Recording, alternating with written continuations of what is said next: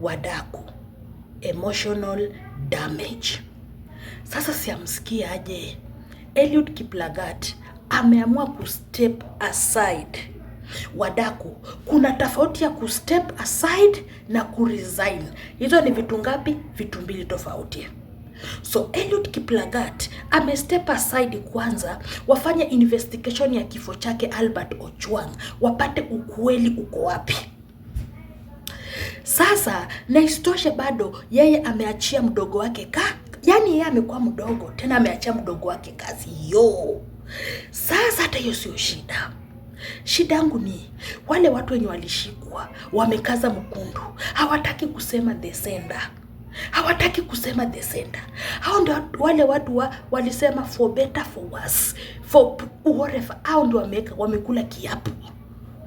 Wadaku, ile depression na pressure yenye Eliud Kiplagat amepewa na unajua hata before kifo chake Albert Ojwang, Eliud Kiplagat alikuwa anapewa tu, anaambiwa tu resign.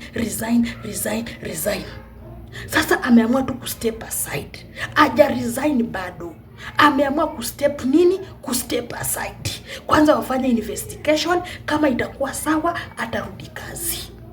Let me tell you, Ruto hawezi akamfutisha kazi Eliud Kiplagat. Hata muende wapi, hata muteremke, hata mufanye nini, Ruto no, unless Ruto atoke uprezo ndio Eliud Kiplagat anaweza kutoka kwa hiyo cheo. Lakini kama Ruto bado ako prezo, Eliud Kiplagat hawezi toka kwa hiyo kiti.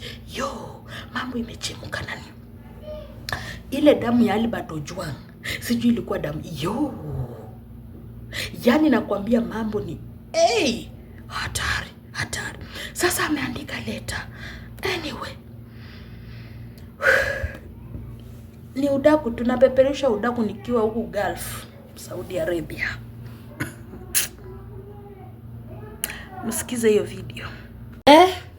Wadaku, welcome to my YouTube channel. Leo nataka kuongea hii kitu na nataka kuongea in fact.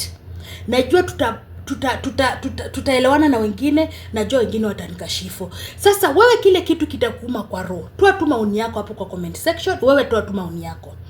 Wadaku, nyinyi amuoni ya kwamba hii story ya Gilbert Ojwang sasa hii imeoverdo? Unajua kwa nini nasema aje? Bado tunasema tu justice for Albert Ojwang.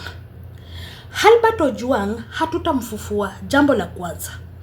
Jambo la pili, babake Albert Ojwang akubali tu vile matokeo iko, kwa sababu sisi wenyewe tumechoka.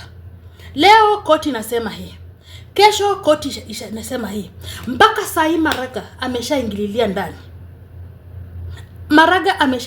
ndani. Huyo lawyer ashaingililia ndani. Hii story ya Albert Ojwang imeenda international.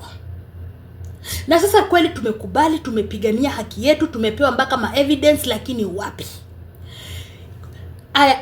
Eliud Kiplagat anaongea hivi. Sijui Murkomen anaongea hivi. Sakaja anaongea hivi. Ruto anaongea hivi.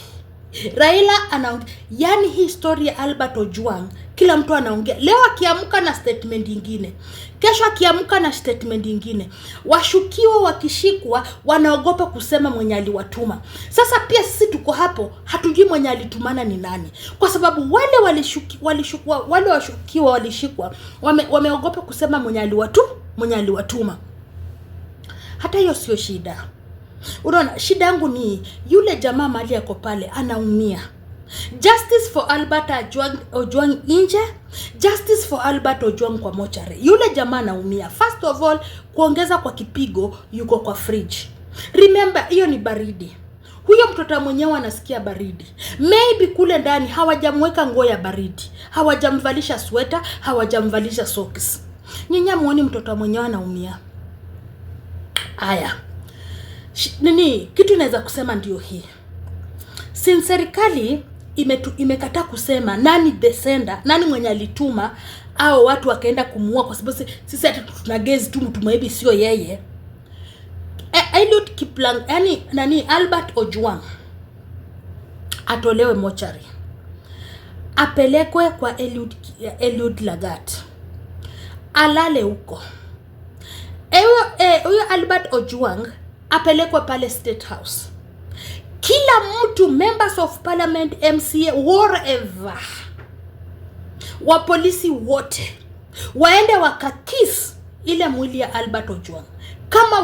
Kama wako tu sure wako wasafi kwa roho, waende Albert Ojwang atolewe kwa sanduku, alalishwe pale bila kwa sanduku, bila nini chochote, kila mtu amkiss yule Albert Ojwang. Tutajua kweli hawa watu wako innocent. Kuanziwa kwa mkubwa wa polisi, wanamuitanga Kopulo, mimi sijui huyo mkubwa wa polisi, kuanzia kwa yeye, aende pale akiss Albert Ojwang, alambe Albert Ojwang, mwingine wafatane. Babake Albert Ojwang afanye tambiko pale State House kwa William Samoei Ruto pale State House, na sasa wachukue mwili waende wakazike. Huyo mtoto wa watu anaumia, to be honest, analia kule juu ya baridi, huku nje tunalia kwa nini, tunataka justice kwake. Okay, another thing is, in my opinion, another thing is, huyu babake Albert Ojwang akubali tu sa vile matokeo iko. Babake Albert Ojwang, I remember the day, kuna siku alikuja hapa kwa mtandao NTV, I think ni Citizen ilitangaza, ikasema Albert Ojwang baba yake mzazi alitaka kuofiwa 10 million, asahau hiyo story ya Albert Ojwang. Baba Ojwang alikataa hiyo pesa, akasema yeye hawezi kubali hizo pesa za kufanya nini, za kuchukua za haramu, which is good. Ametaka justice tumepiga, hata tufanye nini. Ojwang hata amka, ingekuwa Ojwang na kuamka, angeamka saa yange kwako duniani, lakini Ojwang hata amka. You get it? Aya, so Johnson Sakaja amekubali ya kwamba huyu babake Albert Ojwang alipata pesa hiyo more than 10 million. Sai babake Albert Ojwang mpesa yake ama sai mfuko yake iko full, mama yake iko full, bibi yake Ojwang iko full, katoto kake iko full. Sakaja Johnson alisema aje yeye atasimamia huyu mtoto wa Albert Ojwang mpaka vile atamaliza shule, which is tuliandika kwa notes jana. Number 2, huyu babake Albert Ojwang atapewa manyumba za kurental pale Homa Bay, mahali atakuwa anafanya nini, anachukua hapo pesa zake ndio aache kufikiria mtoto wake. Hiyo ni Sakaja alisema, na hiyo imetoka kwa government, whereby huyu mwanamke huyu Sakaja Johnson asipofanya hicho kitu, huyu babake Albert Ojwang atarudi hapa. Na let me tell you guys, the moment wataweka huyu mwanaume chini, kuisha habari yake, kwa sababu kila mtu ataenda kukaa kwake, mtu atakuwa amefanya nini, ameshazikwa, so hatafanya nini, hatarudi tena huko. Sakaja Johnson amesema ya kwamba atapea huyu mwanamke wake kazi ya government, of which Johnson Sakaja ako maybe amebakia na miaka 2 tu, either arudishwe kwa governor ama governor mwingine achukue kiti. Unaona, kwa sababu itategemea na wananchi, watamrudisha Johnson Sakaja ama watachukua mtu mwingine. Na according my youths wa Kenya ni vigeugeu, wale watu ni vigeugeu. Sasa mimi hapo si yuko, unaona wadaku.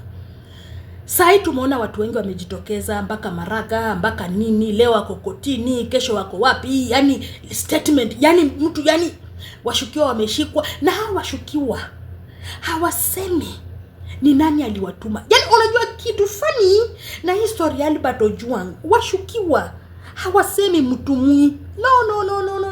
Hawampe. Hawa watu wamekaza makende nani? Hawa watu wamekaza mtui munie, wamekaza hiyo shimo ya mtui.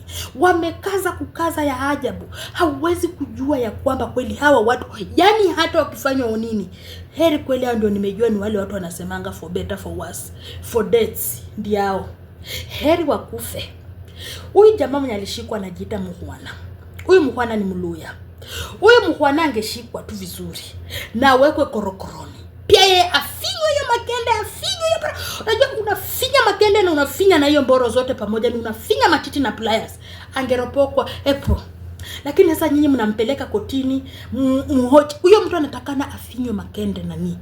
Chukueni Mukhwana mumweke kwa kona. Mumufinye hiyo makende na matiti. Mufinye yeye pamoja na hiyo mjulisi yake. Wallahi Mungu moja, huyo jamaa ataongea pu na atapeana evidence. Kwa sababu huyo jamaa ako na full evidence kuhusiana kifo chake cha Albert Ojwang. Na hiyo sio shida. Shida yangu ni hawa watu walipewa 5k. Unaweza kupata alipewa 3000. Surely who does that? 3000 wewe uwe mtu. We 3000 ni pesa kuchukua unaua mtu, like seriously? Okay. So sawa tu. So Ojwang kama aliuliwa kule kwa Karura Forest, kumaanisha huyo Ojwang alienda akapigwa pale kwa Karura Forest, akarudishwa pale police station. Polisi wakaandika OB number. Mwenye alikuwa pale na Mukhwana ndiye alichukua vifunguzi, sijui ndiye akafanyanga nini. Yeye ndiye anaweza kuwapea evidence.